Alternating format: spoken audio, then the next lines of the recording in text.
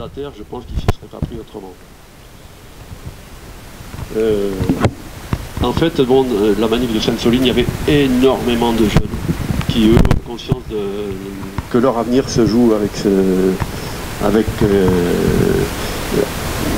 ce genre de projet.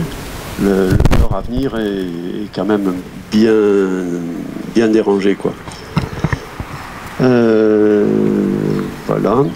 Alors, aujourd'hui, donc, c'est... alors, il y a le mouvement des soulèvements de la terre, mais aussi la Confédération paysanne qui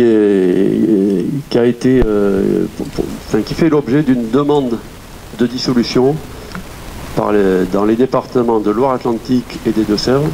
La FNSEA a demandé au gouvernement de dissoudre la Confédération paysanne nationale.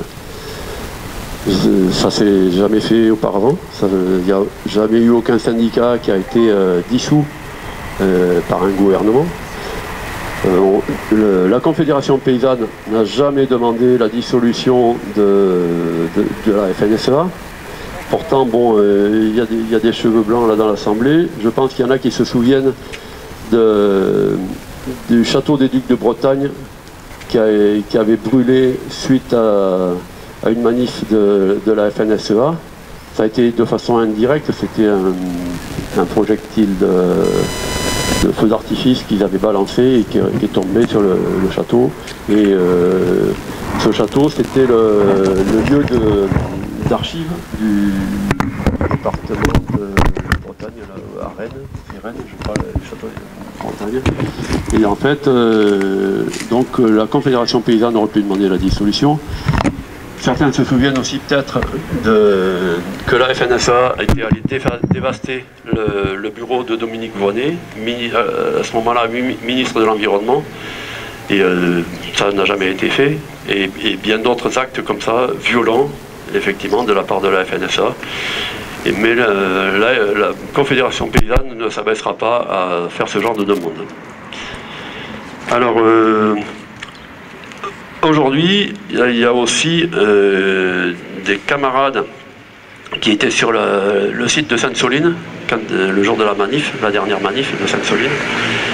Il y en a au moins 8, je vais lire un petit peu là, qui sont impliqués dans le mouvement d'opposition au méga-bassine, qui ont été convoqués par les gendarmeries de Dole, dans l'Isère, Carquefou et Vertou en Loire-Atlantique, Saint-Mexan et Niort dans les Deux-Sèvres, au motif qu'ils auraient organisé l'une ou l'autre des 2 grandes manifestations à Sainte-Soline. Alors que ces manifestations étaient appelées par plus de 200 organisations syndicales, politiques, paysannes et environnementales, le gouvernement a décidé de faire porter la responsabilité de l'organisation de ces manifestations sur 4 responsables syndicaux.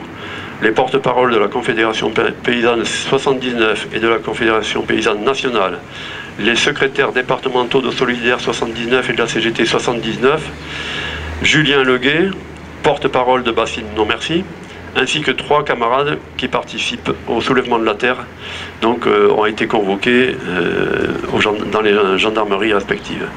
Ce ciblage est parfaitement injuste et constitue une opération de répression et d'intimidation. Les seuls qui devraient rendre des comptes suite à ces manifestations sont les responsables des stratégies visant à mutiler les manifestants. Plusieurs dizaines de personnes. Sainte-Soline, c'était environ 200 personnes qui ont été blessées, dont 2 qui ont été dans le coma. Les seuls à rendre des comptes devraient être les responsables des stratégies visant à mutiler les manifestants et d'une entrave manifeste aux soins, le jour de Sainte-Soline. Ceux qui ont ordonné de faire tirer à l'arme de guerre. Et les armes de guerre, ça c'est pas nous, hein, c'est l'État qui a déterminé que certaines armes sont des armes de guerre, notamment les grenades de désencerclement. Sur la société civile venue s'opposer à l'accaparement des terres et de l'eau, et les politiciens qui, en ces temps de sécheresse, ont laissé l'affrontement s'installer en refusant de suspendre les chantiers et les projets le temps de trouver une solution de dialogue. Ces convocations s'inscrivent dans le sillage d'une vague d'arrestations mardi dernier des manifestants de Sainte-Soline. Plusieurs sont convoqués en juillet, 2 sont incarcérés dans le centre pénitentiaire de Poitiers-Vivonne. Le départ de la descente du Clin vendredi prochain. Non, je ne sais pas ce que c'est, la descente du Clin, ça doit être une rivière, je suppose. Vivonne, c'est ça. Sera l'occasion de leur exprimer notre solidarité aux portes de la prison depuis une bassine désaffectée. L'acharnement contre le porte-parole de BNM 79, donc Julien Leguet, vous avez suivi un petit peu tout le harcèlement qu'il a subi. En fait, son père un jour l'a appelé en urgence et en fait à 150 mètres de chez lui, il y avait une drôle de machine qui a coupé dans un petit chemin. Et en fait, il s'est avéré que cette machine, c'était une machine qui permettait d'écouter à l'intérieur de la maison les échanges qui se faisaient parce qu'il se réunissait chez son père. Après, il est allé 2 fois chez son mécano 2 fois lui a trouvé un GPS sous le fourgon, chose qu'il n'avait pas mise lui-même, quoi. Voilà. Et en fait, bon, donc la machine, après, la préfecture a reconnu effectivement que c'était bien une machine qui appartenait à la police. Bon. Alors, voilà. Donc, l'acharnement contre le porte-parole de BNM 79 et contre les soulèvements de la terre, l'atteinte aux libertés syndicales et au droit de manifester sont un signe d'un basculement autoritaire et liberticide du gouvernement. La répression ne nous étouffera pas. Moins il y a de dialogue et plus les ravages de l'agriculture industrielle sont manifestes et continuent. Dégradation de l'eau, des conditions de vie et des milieux. Plus le nombre et la détermination de personnes engagées dans le mouvement contre les méga-bassines s'accroît. En parlant d'agriculture industrielle, on parle souvent d'agriculture biologique. Donc c'est une agriculture qui travaille avec la vie. En fait, l'agriculture moderne, c'est une agriculture qui travaille avec la mort. Donc le contraire de biologie, pour moi, c'est nécrologie. C'est ma définition à moi.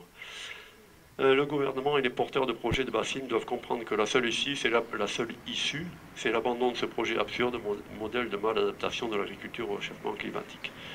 Pour soutenir nos camarades convoqués et pour commencer l'échauffement en vue du convoi de l'eau qui partira le 18 août prochain de Sainte-Soline pour monter à Paris en passant par le siège de l'agence de l'eau Loire-Bretagne à Orléans, nous vous invitons à enfourcher votre vélo ou votre tracteur pour rejoindre les rassemblements festifs autour des gendarmeries concernées le 28 juin prochain, donc aujourd'hui. Nous appelons également à manifester votre soutien lors des rassemblements organisés en France et ailleurs le soir du 28 juin contre la dissolution des soulèvements de la terre et la répression de dizaines de militants les 5 et 20 juin. Voilà les lieux de rassemblement d'aujourd'hui. Donc c'était autour des gendarmeries et devant les sous-préfectures et préfectures de France. Voilà. Merci.